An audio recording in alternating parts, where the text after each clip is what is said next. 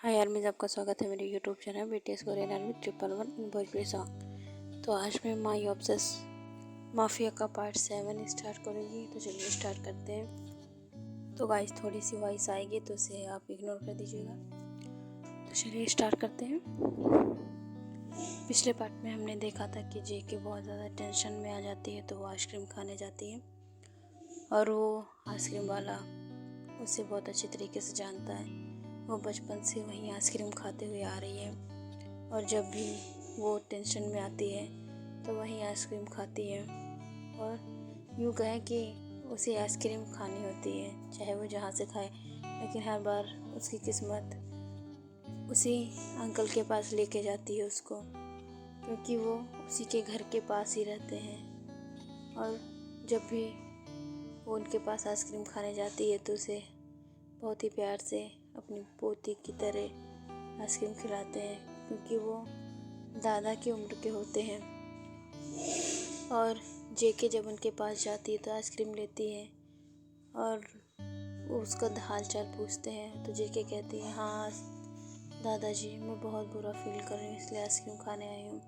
तो उसके दादा बताते हैं कि जब तुम अपनी माँ के साथ एक बार आइसक्रीम खाने आई थी तब से मैं तुमको जानता हूँ। तुम हर बार मेरे पास से आइसक्रीम खाती हो। और वो बताता है कि एक बार तुम्हारी मम्मी ने तुम्हें पैसे नहीं दिए थे तो तुमने यहाँ से आइसक्रीम लेके गई मुझसे और कहा कि मेरा जब बॉयफ्रेंड होगा तो मैं आपको उस टाइम पैसे दे दूँगी। और दादाजी पूछते हैं, क्या तुम्हारा बॉयफ्रेंड बना है?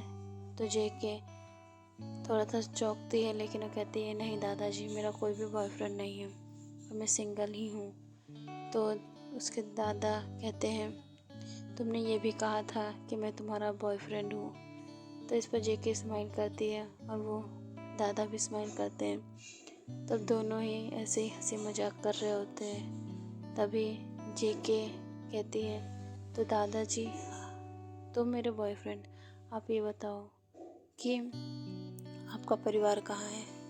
तो वो बहुत सी सैड होके बताते हैं, एक एक्सीडेंट में मेरे बच्चे, मेरी बहू और मेरी पोती, मेरी वाइफ, तीन सबकी हत्या हो गई। सबका एक्सीडेंट हो गया जिसकी वजह से सब ख़त्म हो गए। मैं और मेरी ये दुकान सिर्फ हम दोनों ही एक दूसरे के परिवार हैं और मैं इसके साथ बहुत खुशी से अपने टाइम को स्पेंड करता हूँ। और मैं बहुत ही दुखी हूँ क्योंकि मेरी फैमिली नहीं है। तो जेके कहती है, तो क्या हुआ, मैं हूँ ना आपकी फैमिली, तो आप मुझे अपनी पोती समझिए। इस पर दादा स्माइल करता और कहता है, हाँ बेटा, तुम ही हो जो भी हो। हम दोनों ही बात करके अब जेके उसे कहती है, दादा बहुत रात हो गई, अब मैं घर चलती हूँ। तो दादा भी कहता है, हाँ बेटा, अब तुम घर जाओ, मैं भी अपनी दुकान बंद कर लेता हूँ क्योंकि टाइम हो गया है। अब दोनों ही एक दूसरे को गुड नाइट बोल के अलग हो जाते हैं और जेके अपनी गाड़ी में बैठकर वापस चली आती है। तो उधर ही कुछ देर पहले ड्राइवर को कॉल आता है कि तुमने जेके को उसके घर सही सलामत पहुंचा दिया। तो ड्राइवर बताता है, नो सर, मैम बहुत जिद कर रही थी कि मुझे रास्ते में ही उतार दीजिए, लेकिन मैं नहीं माना। मैंने कहा कि नहीं, मुझे नहीं मरना है और सर मैं मैम के साथ ही हूँ। वो एक दादाजी से बात कर रही हैं और आइसक्रीम खा रही हैं, इस वजह से मैं उनको छोड़कर नहीं आया हूँ और हम दोनों लोग अभी उनके घर जाएंगे और मैं उनको छोड़कर आपके पास वापस आ जाऊँगा। तो जिमिन कहता है, ठीक है, जल्दी करना। तो अब ड्राइवर उससे उसके घर छोड़ देता है जेके को और जेके भी कहती है, जैसा सर है वैसा ही ड्राइवर है, इसे भी खड़ूस की तरह ही बनना था। आखिर खड़ूस का ड्राइवर है तो खड़ूस ही होगा ना। वो यही सब बातें करती है, मन में सोचती है और अपने घर में चली जाती है।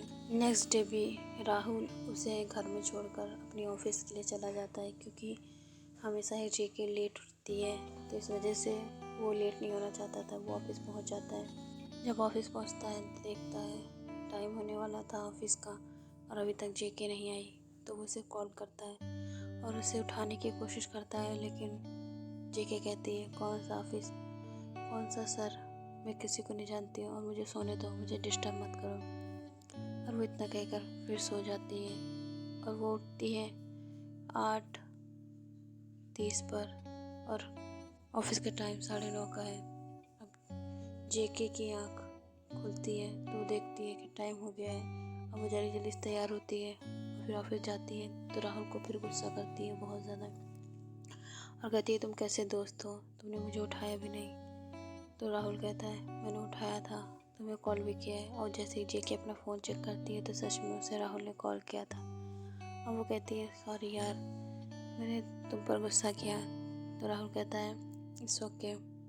और ये सब कोई देख रहा था, वो कोई और नहीं किम तहन था।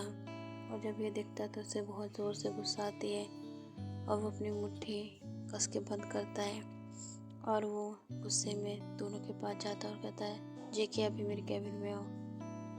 तो वो जल्दी से जाती है तो उधर ते उसके लिए बहुत सारी फाइल्स निकाल कर रखता है जो बहुत ही ज़्यादा पुराने समय से रखी हुई थी। अब जेके उसे देखती है लेकिन उसे समझ नहीं आता किस लिए है।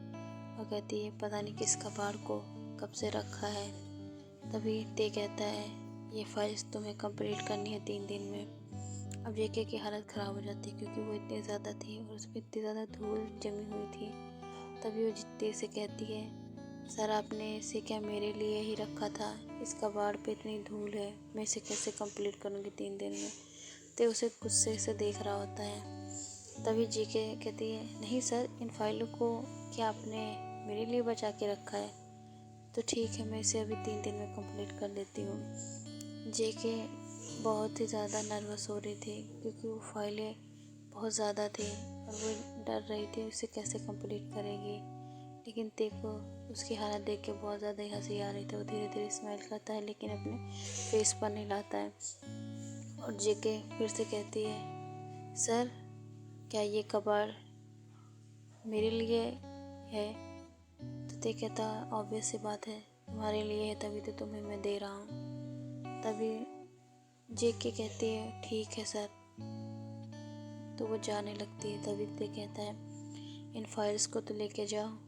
तो जेके कहती है क्यों, आपका पियून किस लिए है, किस दिन काम आएगा, किस बात की सैलरी लेता है वो, उससे कह दीजिएगा मेरे डेस्क पर पहुंचा दे।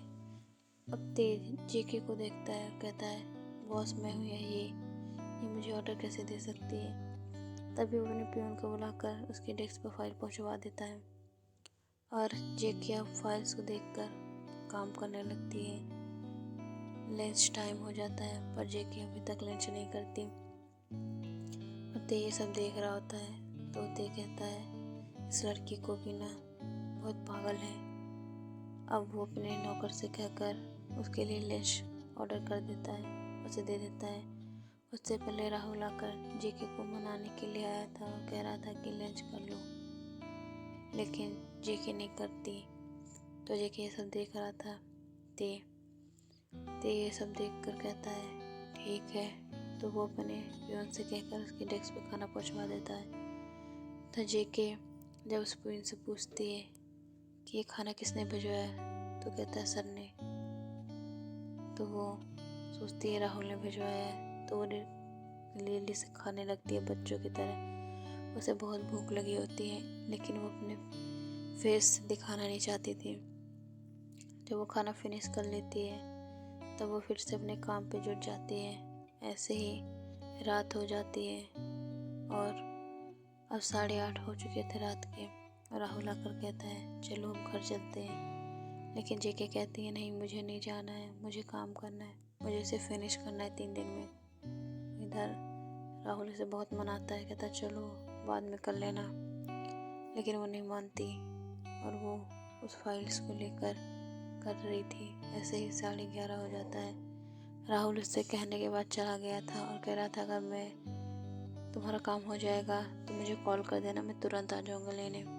जेके यहाँ पे अपनी फाइल्स को कंप्लीट कर रही होती है और ऐसे ही 11:30 से 12 होने वाला था। तभी जेके टाइम देखती है और तुरंत ही राहुल को कॉल लगाती है और कहती है तुम आ जाओ क्योंकि मैं अब नहीं आ पाऊँगी क्योंकि यहाँ पे टैक्सी भी नहीं मिलेगी।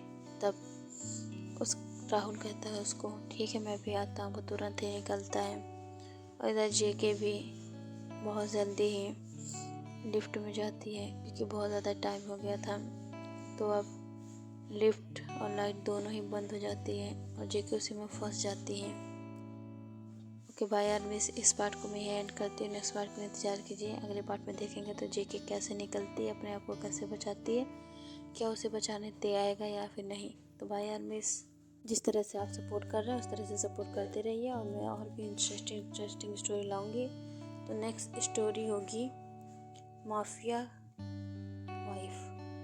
ये स्टोरी भी बहुत अच्छी है और आप लोगों के लिए मैं इसको रीड करने वाली हूँ और जल्दी इस स्टोरी को भी ओपन करूँगी और इस स्टोरी को भी दूँगी। तो उसके लिए इंतज़ार कीजिए और नेक्स्ट पार्ट के लिए भी बाय यार मिस। और अगर स्टोरी का नाम अच्छा लग रहा है माफिया वाइफ तो कमेंट ज़रूर कर दीजिएगा क्योंकि मुझे लग रहा है कि स्टोरी अच्छी होगी। बाय, टेक केयर यार मिस।